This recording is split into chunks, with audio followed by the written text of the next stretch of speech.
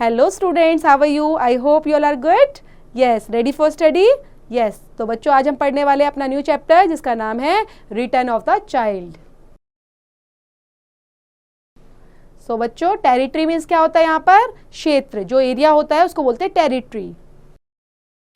Astrologer कौन होते हैं? जो जैसे स्टार्स, प्लेनेट की स्टडी करते हैं उनको बोलते हैं एस्ट्रोलॉजर. ओवरथ्रो करना क्या होता है? रिमूव करना, किसी चीज को खत्म करना.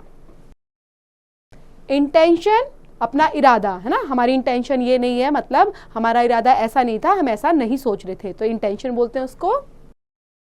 ओवरलोड करना, जरूरत से ज्यादा वजन डालना, तो ओवरलोड करना. So let's begin, students. Cyrus II of Persia is better known as Cyrus the Great. He ruled about 2500 years ago. His wife was very courageous and adventurous. So यह साइरस II जो है बच्चे Persia के, उनको better तरीके से जाना जाता है, मतलब काफ़ी लोगों में पॉपुलर हैं वो साइरस. अगर देखा जाए तो कंपेयर किया जाए साइरस द ग्रेट की तुलना में. वो रूल किया उन्होंने कब तक बच्चे? मतलब नियर अबाउट 2500 ईयर्स एगो तक. जो उनकी वाइफ थी बच्चे, काफ़ी क्रूशियस थी, मतलब उनको नई नई चीज़ें जानना, पहचानना. एडवेंचरस, मतलब एडवेंचरस होता है नई नई जगह पर जाके एक्सप्लोर करना, वो उनको काफ़ी पसंद था. Cyrus II was the son of king Cambyses I, and who ruled Anshan, a state in Persia. His mother was Mandane, who was the daughter of King Augustus. It was how Cyrus' grandfather was Augustus. So यहाँ पर जो Cyrus second थे बच्चे, वो थे किसके? Was the son of king Cambyses के son थे. एंड जिन्होंने रूल किया था किसको? अंशन को रूल किया था. स्टेट ऑफ पर्शिया का नाम है, जिसका नाम है अंशन. ठीक है. और उनकी जो मदर थी बच्चे, उनका नाम था Mandane, who was the daughter of, किसकी डॉटर थी बच्चे? वो किंग अगस्टस की. इट वॉज हाउ द जो साइरस के ग्रैंडफादर हैं, उनका नाम क्या था? Augustus. And Augustus was a powerful king who ruled over his very large territory in Persia with an iron hand. On the other hand, and Cyrus I also ruled only a small king and was under the overlordship of his own father-in-law Augustus. तो यहाँ पर जो हम बात कर रहे हैं Augustus की, वो क्या थे? एक पावरफुल किंग थे जिन्होंने रूल किया था काफ़ी लॉन्ग टाइम तक और एक लार्ज टेरिटरी के अंदर, पर्शिया के अंदर, और विद एन आयरन हैंड, मतलब अपने आयरन हैंड के साथ उन्होंने काफ़ी टाइम तक एक लार्ज टेरिटरी के अंदर रूल किया, अपना साम्राज्य चलाया. ठीक है. मतलब साम्राज्य चलाना क्या होता है? वहाँ पर रूल करना, राजा बनकर बैठना, वो सारी चीज़ की. और दूसरी साइड जो साइबेसिस थे, वो क्या थे? I was only a small king, एक छोटे से राजा थे, विज अंडर द ओवरलॉर्डशिप, मतलब उनके ऊपर बहुत ज़्यादा एक भारी, बोल सकते हैं कि काम का जो बोझ होता है बच्चे, तो काफ़ी ज़्यादा था, है ना. क्योंकि एक छोटे से साम्राज्य को भी स्मॉल किंग के थ्रू हैंडल करना कई बार ज़्यादा ओवरलॉर्डशिप हो जाता है. On his own father in law Augustus. Astyages has great faith in astrology and a number of astrologers were in his court. When the news of birth of Cyrus II arrived, Astyages saw a strange dream. He described his dream to his astrologers and asked what it meant. He said, I saw that a kite rested on a silken pink cloth when a crow came flying and flew away with the kite. And when it dropped it at a black cloth, it dropped down dead. तो उसके बाद जो हमने बात की बच्चे astrologers की, वो एक ग्रेट फेथ करते थे, बहुत ज़्यादा बिलीव करते थे एस्ट्रोलॉजी पर. एस्ट्रोलॉजी हमने बात की थी ना बच्चे, जो स्टार और प्लेनेट की स्टडी करते हैं उनको एस्ट्रोलॉजर बोलते हैं. तो एस्ट्रोलॉजी में वो काफ़ी बिलीव करते थे, और बहुत सारे उनके कोर्ट में भी काफ़ी एस्ट्रोलॉजर रहते थे, उन्होंने रखे हुए थे. तो जब उनको पता चला कि साइरस सेकंड आने वाला है, उनका जन्म होने वाला है, तो उनको एक बहुत स्ट्रेंज ड्रीम आया, बहुत ज़्यादा स्ट्रेंज एक सपना आया बच्चे, जो तो उसने डिस्क्राइब किया किनके आगे? अपने ड्रीम को एस्ट्रोलॉजर्स के आगे, और पूछा इसका मतलब क्या है. तो बताने लग गए क्या सपना आया उनको. उन्होंने देखा कि एक काइट है और rested on A silicon pink cloth में वो वहां पर बना हुआ है वो, और उसके बाद एक क्रो आता है उड़ता हुआ, और क्या करता है? उस काइट को लेकर चला जाता है. उसके बाद वो उसको फेंकता है. तो वो कैसे फेंकता है? उसको ब्लैक क्लॉथ के अंदर फेंकता है. इट ड्रॉप डाउन डेड, और उसके बाद वो डेड हो जाता है. तो ऐसा मेरे को सपना आया है. The astrologers discussed among themselves to arrive at the conclusions what this dream meant. They were afraid to tell their conclusion. So the senior astrologer said, we can tell what the dream signifies only if we are pardoned for what we say. तो उसके बाद क्या बोलते हैं? जो astrologers होते हैं वो डिस्कस करते हैं आपस में एक दूसरे के साथ डिस्कस करते हैं कि क्या क्या है और कंक्लूजन पर पहुंचते हैं कि इसका मतलब क्या हुआ जो ये सपना आया है ना। लेकिन उसको बताने से डर रहे थे, they were afraid to tell their conclusion, कि इसका मतलब क्या है एक्चुअल में इस सपने का, तो उनको बताने में डर लग रहा था। सो जो सीनियर एस्ट्रोलॉजर था बच्चे, वो बताता है कि we can tell what the dream signifies, हम बता सकते हैं कि आपका ड्रीम का मतलब क्या है, ये क्या सिग्निफाइज करना चाहता है। If we are pardoned for what we may say, लेकिन तुम्हें ये दोबारा से सुनना होगा, मतलब एक तरह से सुनने के लिए उन्होंने बोला राजा को। The dream might be inauspicious to me, yes it would affect you in no way assured Agastya. तो उसके बाद वो क्या बोल रहे हैं कि जो ड्रीम है वो माइट भी कैसा हो सकता है, इनऑस्पिशियस हो सकता है, किसके लिए, हमारे लिए भी हो सकता है, तो ये अफेक्ट कर सकता है आपके रास्ते को भी। तो इस तरह से एश्योर्ड करते हुए उन्होंने अगस्त्य को ये सारी बातें बोली। The dream means that your honour grandson Cyrus II would overthrow you from the throne, the chief astrologer said in a serious tone. तो उसके बाद वो बताते हैं इस ड्रीम का मतलब क्या हुआ कि जो आपका ग्रैंडसन है साइरस II, वो क्या करने वाला है, आपके साम्राज्य को पूरा खत्म कर देगा, ठीक है, ओवरथ्रो कर देगा मतलब रिमूव कर देगा। और चीफ एस्ट्रोलॉजर उनको बताते हैं सीरियस टोन में। फॉर अ वाइल जो एस्ट्रोगेस होता है वो शॉक्ड, उनको बड़ा झटका लगता है बात सुन के। He sank in deep thoughts as he loved his daughter much and could not think of bringing any harm to her in any way. But final decision he arrived at was very strange. He turned to one of his army commanders and Harpagus and ordered him to go and kill the infant. तो उसके बाद क्या करता है, जो एस्ट्रोगस होता है उसको शौक लगता है, काफ़ी डीप सोचने लग जाता है, थिंकिंग करने लग जाता है क्या करना चाहिए। ही लव्ड हिज डॉटर, वो अपनी बेटी को काफ़ी प्यार करता था, and could not think of bringing any harm, और वो नहीं चाहता था कि किसी भी तरीके से उसकी डॉटर जो है, उसकी बेटी को किसी भी तरह से हार्म किया जाए। तो उसके लिए वो क्या फाइनल डिसीजन लेता है, वो फाइनल डिसीजन लेता है एक स्ट्रेंज, बहुत खतरनाक डिसीजन। उसमें क्या करता है, he turn to one of his army commanders, ठीक है, अपनी आर्मी के कमांडर्स को बुलाता है और क्या बोलता है, जिसका नाम था हेरेपेगस, उसको ऑर्डर देता है, जो इन्फेंट होता है, बच्चे जो पेट में ही बच्चा होता है, उसको मारने का आदेश देता है। एंड हेरेपेगस प्रोसीडेड टू अनशन with any army. It was feared that their intention might insult in a revolt, but this did not happen. And Cybele's eye and Mendane handed over the infant to him without any resistance. So जो हेरेपेगस होता है बच्चे, वो proceed करता है जैसे जैसे उसको बोला गया था, प्रोसीड टू अनशन विद एन आर्मी, ठीक है, आर्मी के साथ जाता है वहां पर। एंड इट वॉज फियर्ड, मतलब उसको काफी डर भी लग रहा था कि ये चीज इंटेंशन जो है ये गलत है, इसका रिजल्ट सही नहीं है।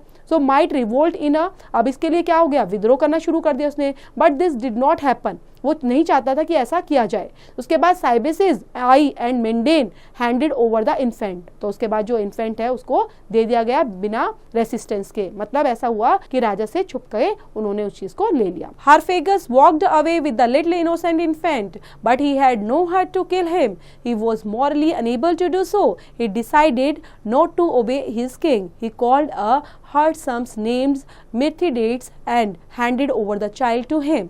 He ordered him to bring up the child as well as he could. Then he returned to Agastya and told him he had killed the child. तो उसके बाद जो हेरेपेगस था बच्चे, जिन्होंने छोटे से बच्चा जो पेट में बच्चा होता है उसको जब लिया अपना, ठीक है, काफ़ी इनोसेंट उसको फील हो रहा था और वो उसको मारने के लिए जाने वाला ही था। लेकिन वो जब मारने के लिए जाता है तो उसका मन नहीं मानता है ना, उसका जो हार्ट होता है, दिल होता है, परमिशन नहीं देता और उसको लगता है ये मॉरलिटी के अगेंस्ट है, तो इसलिए उसको मारता नहीं है। वो क्या करता है, वो डिसाइड करता है कि मैं किंग के अगेंस्ट ही जाऊँगा और उनकी जो उन्होंने मुझे एक ऑर्डर दिया है इसको मारने का, मैं उसको ओबे नहीं करूंगा। तो क्या करता है, वो बुलाता है हर्ट्समैन को, ठीक है, हर्ट्समैन को बुलाकर, जिसका नेम क्या था बच्चे, मिथ्रिडेट्स, उनको बुलाता है और उस बच्चे को दे देता है। और वो ऑर्डर क्या देता है कि इसका ध्यान रखना है और इसका पालन पोषण अच्छे से करना है। और फिर दोबारा से वो अगस्त्य के पास आता है और सारी बात बता देता है। क्या बोलता है कि मैंने बच्चे को मार दिया।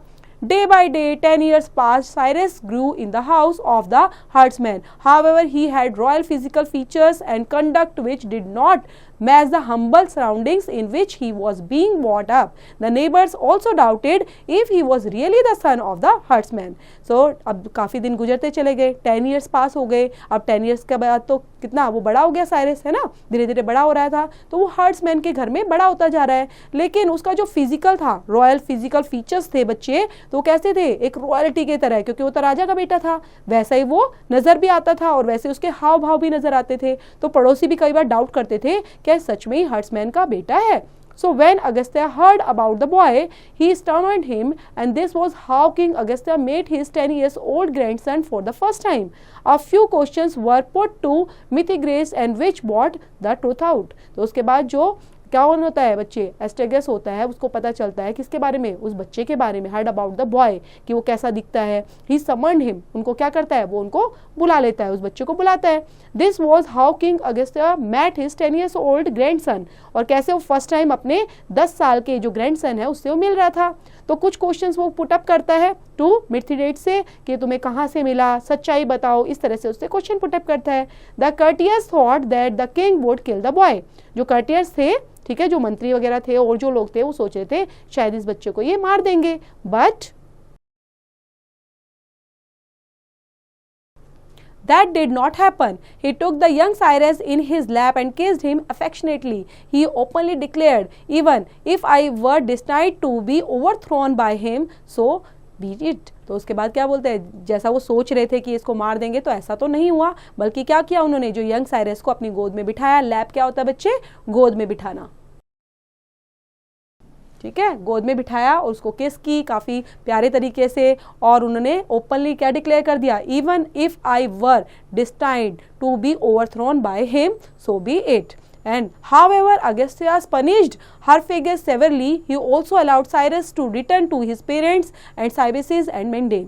उसके बाद क्या होता है, जो एस्टेगस होता है तो एस्टेगस बोलता है, पनिश करता है किसको, हर्पेगस को पनिश करता है. और पनिश करने के बाद उसको अलाउ करता है कि जो साइरस है उसको दोबारा उसके पेरेंट्स को दे दिया जाए. कौन, किसको बच्चे, कैम्बियसिस को और मेंडेन को, उनको वापस दे देना चाहिए. So after his father's death in 559 BC, Cyrus ascended the throne of Anshan. Like his father, he too had to recognize the overlordship of his grandfather, but he himself wanted to become the overlord. He wanted to be a ruler who the people and history would remember for long after he was gone. He started his campaign to extend his territory and influence. He started with the overthrow of overlordship. He defeated his grandfather in a battle and ascended the throne. The predictions had come true. So उसके बाद क्या होता है, जैसे वो बच्चा है उसको सौंप दिया जाता है फादर्स को. अब वहाँ पर उनके फादर की डेथ हो जाती है. कब होती है, किसके बाद, 559 BC के बाद. ठीक है, जो साइरस होता है वो पूरा जो अंशन का साम्राज्य है उसको संभाल लेता है अपने फादर की तरह. उसके बाद वो क्या करने लग जाता है, अपने साम्राज्य का विस्तार करने लग जाता है, लड़ाइयाँ लड़ने लग जाता है. बच्चे जैसे राजा करते हैं वैसे ही करता है ना, तो इस तरह से वो क्या कर रहा है और धीरे धीरे संभाल लेता है पूरा पद को. और ओवरशेप ऑफ हिज ग्रैंडफादर, जैसे उसके ग्रैंडफादर काम कर रहे थे सेम वैसे ही वो करने लग जाता है. And himself wanted to become a overlord, और धीरे धीरे उसको भी पूरा साम्राज्य मिल जाता है. अब वो क्या चाहता था, he wanted to be a ruler who the people and history would remember for long after. मतलब वो ऐसा साम्राज्य स्थापित करना चाहता था ताकि लोग उसको याद रखे, इतिहास उसको याद रखे, है ना, इतिहास में जब पढ़े तो उसको याद किया जाए. तो काफी टाइम के बाद उसने क्या करना शुरू कर दिया, एक्सपेंड करना शुरू कर दिया, अपने एरिया को बढ़ाना शुरू किया, इन्फ्लुएंस करना शुरू कर दिया और स्टार्ट कर दिया ओवरथ्रो ऑफ ओवरलॉर्डशिप. और इन चीजों को करते करते करते करते साम्राज्य विस्तार को करते हुए उन्होंने इवन अपने ग्रैंडफादर को ही हरा दिया बैटल में और सारा का सारा साम्राज्य हड़प लिया. And prediction had come true, और जो प्रिडिक्शन थी कि वो साम्राज्य को ऐसा कर देंगे, तो अब क्या हो चुका था, वो प्रिडिक्शन सच हो चुकी थी. With this victory Cyrus declared himself to the king of the whole of Persia in 550 और 549 BC. He continued to expand his territories. In about 20 years' time, Persia became the largest kingdom on the earth that the world had seen until then.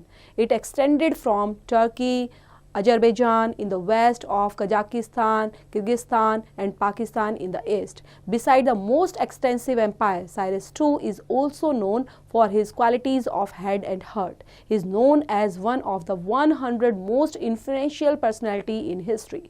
So उसके बाद क्या हुआ, victory, ठीक है, उसने सबको हराते चला गया और अपना साम्राज्य विस्तार करते चला गया साइरस. और उसने डिक्लेयर कर दिया क्या, अपने आप को किंग, ठीक है, होल पर्शिया का, पूरे पर्शिया का अपने आप को राजा डिक्लेयर किया 550 और 549 BC में. और कंटिन्यू वो एक्सपेंड करता रहा अपनी टेरिटरीज को, अपने क्षेत्र को, अपने एरिया को एक्सपेंड बढ़ाता ही चला गया.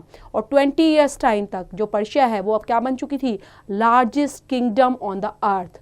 ठीक है, और जो आज तक बनी नहीं है बच्चे, वो वैसी सबसे लार्जेस्ट किंगडम बन चुकी थी. वो एक्सटेंड करे जा रहा था कहाँ से कहाँ तक, उसने क्या टर्की, अजरबैजान, ठीक है, वेस्ट में कहाँ पर, कजाकिस्तान, किर्गिस्तान और Pakistan in the east side में। और इतना सारा एक्सटेंसिव एम्पायर होते हुए भी जो साइरस टू था उनको जाना जाता है क्वालिटीज़ ऑफ हेड और हार्ट के लिए, और इसलिए उनको क्या बोला जाता है, he is known as one of the 100 most influence personality in the history के रूप में उनको जाना जाता है। तो students, this is the end of the stories, और ये बिल्कुल फैक्ट स्टोरी है कि साइरस ने किस तरह से अपने एम्पायर को खड़ा किया और वर्ल्ड में अपना नाम कमाया। तो बच्चे इसको पढ़ेंगे, रीड आउट करेंगे, और इससे रिलेट करती है एक्सरसाइज बच्चे डू योरसेल्फ।